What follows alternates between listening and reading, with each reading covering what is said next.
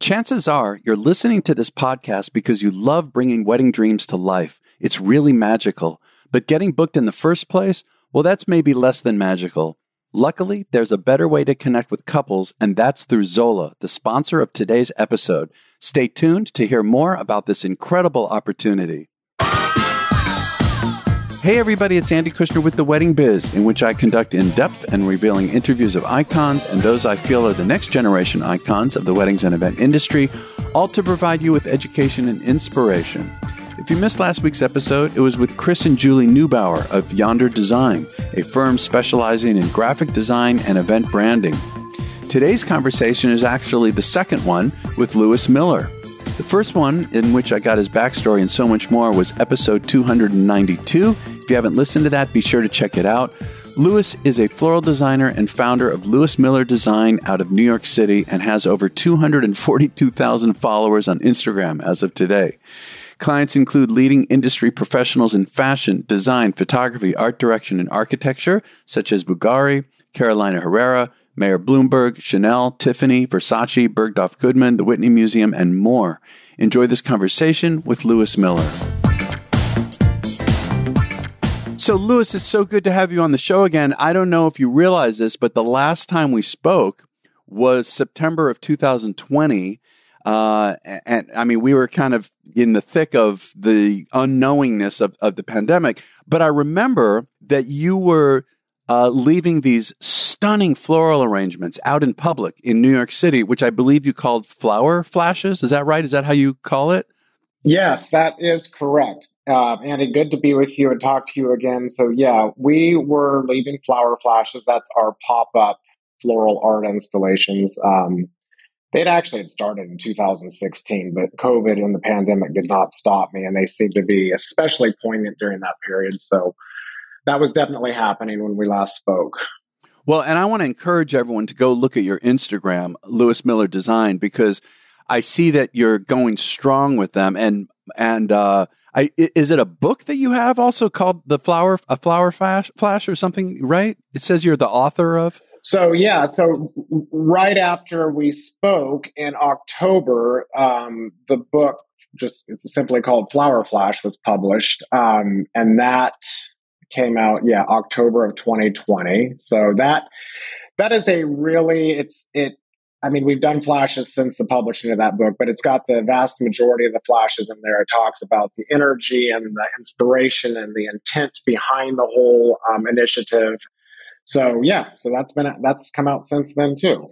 For those who haven't heard yet, and everyone should go back to our first conversation, can you just give a summary of what this is about, the flower flashes? Yeah. So the short version is the flower flash was really my response to me feeling the need to find a way to give back in a way with something that resonates with me. And obviously that's flowers. They're part of my DNA and the joy and the energy that flowers bring. So it's a combination of, it started with me needing to give back, me, not being so the young in the industry anymore, and business is going well. And I needed to like kind of push it further. Also, parallel with that was I just needed to kind of push my comfort zone and do something I hadn't seen before and just find a way to re-energize myself with my craft. So those two ideas really kind of converged, and that was that's how the Flower Flash started. Yeah, and it's just kind of random where you leave them, and I mean trash cans and all kinds of places. Yeah, random is, we usually loosely use that word because is anything really random? But the idea is that we're a bit cavalier with them. Like, we don't plan them too far in advance. I don't want to, random being that it is about what kind of a backdrop it is, but it needs to feel the energy of the city. It needs to feel like New York, whether it's a graffiti wall or a construction site or, the Metropolitan Museum of Art. So it's all kind of thought out, but it's never overly thought. It's never overly planned because I don't want to lose the sporadic and spontaneous and the guttural nature of them, because that's where the magic happens. Yeah. Well, and I'm sure you never expected your Instagram to blow up like it has. Look, I know that I mean, again, I'm familiar with your work. It's incredible. So you're already going to get a lot of engagement because of that. But then you add the flower flashes, you're up to like 242,000 followers as of today. And you're getting a ton of engagement from the followers. I mean, that was a surprise, wasn't it? That it would blow up in that way?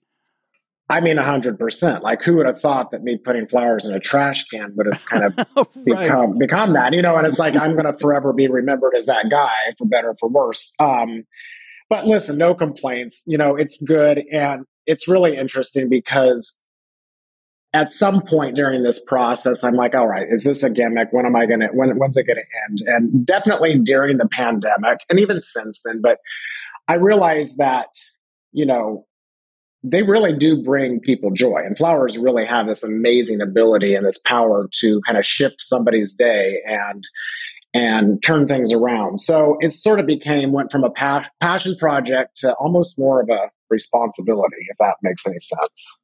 It does. No, I get it. I really get it. Also that first conversation in 2020, I remember you mentioning that at one point your location was costing you $30,000 a month, and you had cut down to $6,000 a month, which helped you to be able to survive that initial hit of COVID. Other than finding ways to cut costs, did you discover anything else about your business or even personally that changed as a result of that whole experience of what we went through with the pandemic? I just think that, after the first couple of weeks of having freakouts, about something as banal and basic as money, which us as business owners know that is the lubricant that keeps everything going. Then it was really this sort of, I was upstate at the house that we owned at the time. And I was living without flowers, and it was this horrible experience, cold, wintry COVID thing happening. And I realized how much flowers meant to me, how much I loved my job, because to be perfectly honest, up until that point, I was kind of looking for an exit strategy. I'm like, how much longer do I want to do this? I don't know if I can keep dealing with brides. I don't know. It's like, it's just like I've been doing it too long. So that was a really great reminder about how fortunate I am and how much I actually do love my craft, to suddenly have it all just taken away. And listen, I'm kind of crazy that I definitely, I fear the status quo more than I fear surprises like COVID, because there's something about there's something about the banality of success that kind of, I feel like, limits me. And when, and it can be something as simple as something going wrong at an event, or something something as huge as COVID. Like, when stuff hits the fan, I'm not going to swear on your podcast. That's kind of really when true creativity comes out. Like, anything can anybody can make something pretty. We're not anybody. Like, that's pretty easy. But like, when you have to pivot, spin, think on your feet, figure something out, that's what honestly fires all my cylinders up and really excites me, as strange as that sounds. No, I get this. I mean, like, for me, actually, that was one of the things I wanted to ask you was, do you ever get to the point of feeling burnt out? And I was in that same position about 4 or 5 years ago. This is before the pandemic. Now, it was a little different, though, for me. The way I came out of it and got my energy back was by getting a business partner. Yeah. And because I had been doing this alone for, I don't know, like 30 years or something like that. And I mean, believe me, I loved plenty of it. But again, I was getting to that point where, again, you talk about the banality. Well, you mentioned the banality of success. For me, it was just of the day to day. And I was wondering, what am I going to do? And what else can I do? I don't know if I have the energy for this. And so it's a very long story, but in terms of summarizing it, I got this incredible business partner who also happens to be better at the financial part than me. And I do more of the creative. So now I'm able to focus more on what I really love the most. And that rejuvenated me. But it seems that I think this is something that we, go through on a periodic basis as artists who are running a business based on it. Well, it's interesting that you say that, because burnout's a word that comes up a lot, but I can't literally, it's a muscle that I have to flex constantly and exercise. Like, I can't allow myself to have burnout. Like, it's just not an option. So Um, I always like you were. I am a sole proprietor. I'm running this business. I, everything from being human resources to being, the client whisperer. Every once in a while, I actually get to work with flowers. Usually, if I'm doing a flower flash in a garbage can. But then, of course, what do I do to keep things going? Is I open up an office in Florida. So suddenly, if I thought I was feeling burnt out beforehand, um, well, now I'm bouncing back between two staffs, two leases, two offices, two homes, with three dogs, and honestly, as weird as it was, and it's great. I love it because it's so much going on. Now, granted, if there's anybody out there who wants to be my business partner, I'm taking applications. If I could find that magical person, that unicorn in the woods, Right. I would net them so fast. Well, but why are you saying that? I mean, why? Well, I mean, honestly, it's just because it's a lot for one person. As simple as that. Yeah. I mean, I can't be in two places at one time. And it would be nice to have somebody kind of like take over the areas that I don't necessarily want to be involved with day to day, and I'm not as good at. One person, obviously, there's people that are better with doing human resources and financials and strategic planning that way. And there's, others that are better with the creative. Luckily, I'm a Gemini, so I kind of straddle the fence. I think that's the one reason why I feel like I can, or I have managed to do it so far, is that, I am 50% business and 50% creative.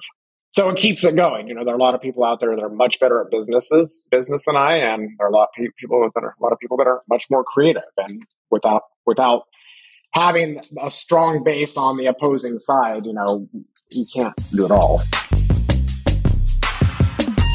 There are some big wedding platforms out there that make big promises about all the bookings you'll get if you sign up with them. But is that always the case? With Zola, for a start, there are free listings and no annual fee. You only pay to connect with the couples you desire, and you're not going to get spammed, rather just pre-qualified leads from couples who love what you do and are ready to get more information. You'll even get those credits back if the couple doesn't respond to you. And again, it's free to create your listing. And these are beautiful listings designed to really showcase your business. Getting started is easy. Just go to zola.com/Andy to create your free listing. That's ZOLA.com/Andy. They'll even start you off with free connections to make bringing those weddings to life even more magical.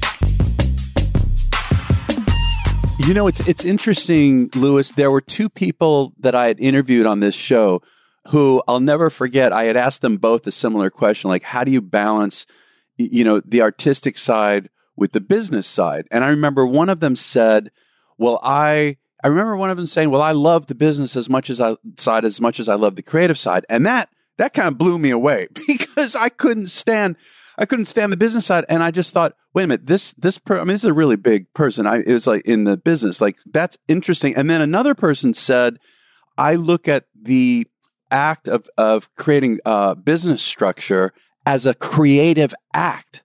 And I thought, whoa, like that really blew me away. It is that just flipping the light switch and the perspective on that why not treat the business side, the administrative side, with kind of a creative eye? I thought that was really interesting. Yeah, no, that's super powerful, and I love that because it really is about perception and intention, and and I think as I'm now 20, what years? Over in 23. I'm now 21 years in business, and I feel better about things than I even did, in 2019 pre-COVID. It's just as weird as the world is these days, and as stretched thin as I am, honestly, I realize that if I closed it, I can't go relax on a yacht. Like I have a hard time with 2 full days off because it breaks my rhythm. Right. So, and chances are if I suddenly stop doing this, within 2 weeks or a month, I'd be right back at doing something else at the same kind of frenetic pace. So, through all this, I've become to know myself, and I'm like, I thrive on the energy. Where I don't thrive is, like I said, when I'm my least happy and my most discontent is sort of like when everything's going well and it just seems like all you're kind of trying to do is fill up your time figuring out how to entertain yourself, if that Yeah. makes sense. Yeah, it You know, does. like, where do I have dinner? Where do I go on vacation? What clothes should I buy? Should I get a new car? Like, that is, I hate in that place. And part of that is good because it means all the systems are operating well. But if I'm in that spot for too long, then I definitely need to be a disruptor and kind of like push it forward and keep the chaos going for myself, not for other people, Keep not the for my chaos staff. Like, it's, you know. No, I Yeah. resonate with what you're saying. I mean, I get bored pretty easily. And I remember in my younger days, I would create crises. And I got into therapy and I came to realize that I was doing that, to feel alive. But my God, they were a lot of crises. And I finally got to the point where I barely have any, because I'm aware of that. But then I run into that challenge. Like I mentioned before I hit the record button that I'm going to Maui for 3 weeks. I mean, Yeah. and again, I have a situation. It's worked out with my business partner. I can get away for us, except for new contracts being written. It's a very slow time right now, but I need that. And I'm there not like a tourist, but like living there. I'm going to really hang out, and it's inspiring for me, and it's another challenge in a sense. I mean, it's a little scary to kind of go off somewhere like. Right. I mean, people are saying, fuck you, Andy. How dare you complain about that first world problems? But I mean, but it's like doing something to keep ourselves really inspired. So what do you do, Lewis? Like to keep yourself grounded, and to keep yourself inspired. How, given what you're talking about, that you have these, we'll call them challenges, how do you ground yourself? For me, having a really beautiful and zen home environment is crucial. What that home environment means, that's my partner, that's my 3 dogs. Like, they're who, keep me going, keep me inspired, make me laugh, make me feel comfortable. And exercise doesn't hurt either. That definitely helps to clear the cobwebs. But honestly, it's like in the situation I got myself in with opening up an office in Florida. All I have to do is remind myself that if I didn't have this constant, I'm in a building phase right now, and it's not going to last forever. And I've got 1 year of it under my belt. And it may take another year or 2 to really get it to be where I want, or maybe even more, but it won't last forever. And I knew going into that it's going to have to be a commitment, and that, the twice yearly 2-week vacations may not happen because I need to focus on this. This is what my goal is. This is what I'm trying to build there. And there's a reason, because, this whole point of like, I'm going to delay my gratification because down the road, that will lead to something greater. So it's really keeping in the mindset. It's really about just kind of staying positive and remembering kind of the power you have in creating your own life, and creating and not using that, going back to what you said, not using that sort of like need to always have something, that boredom to create chaos, but to take that energy and create something positive. That's my philosophy in things. And it's just, and also like I realized that I like this whole aspect of, once I figured out the kind of the logistics and the nuances of how to do both, I like the movement of it. Like I said, like I don't need to be in one place for a very long time, because then it's just like, it's like wherever you go, there you are. Yeah, I get it. So how did last year end up being for you? I mean, all of us had a lot of the postponements, moved into last year along with the regular schedule. Was it really, in a good way, was it really crazy for you? Yeah. I mean, I will say that the one that was the part that was extremely difficult for me was not last year. It was the second half of 2021. And because that is when, pandemic was 2020-ish, we got into 2020. That's when stuff really started firing up.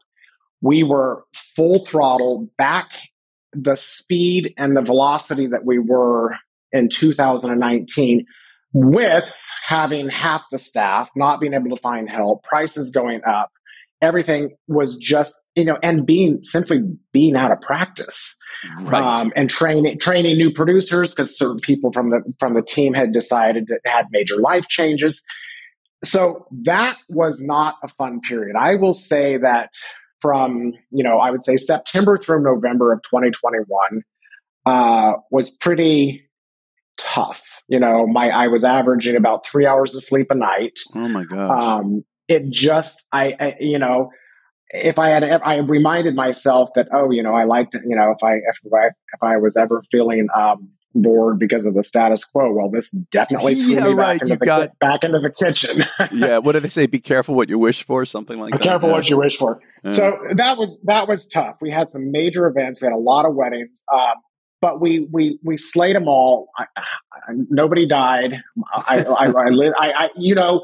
Honestly, and this is something I have to remind myself, and I think my staff likes to remind me of this too, because I'm like sort of like it. No matter how hard it is, if you can get through it and you do it, well, that means next time it can be harder. And so it's like, okay. Oh, interesting. Take on that. Right. It's like, yeah, if I can run this fast, if I can run a sprint this fast, that means I can sprint faster. Yeah. So I will always push myself that way. I have to be careful because it's not just me, and right. So that's therein lies the trick. So what are you excited about right now? Like what creatively is on your mind in this moment? What are you dreaming about? What are you excited about?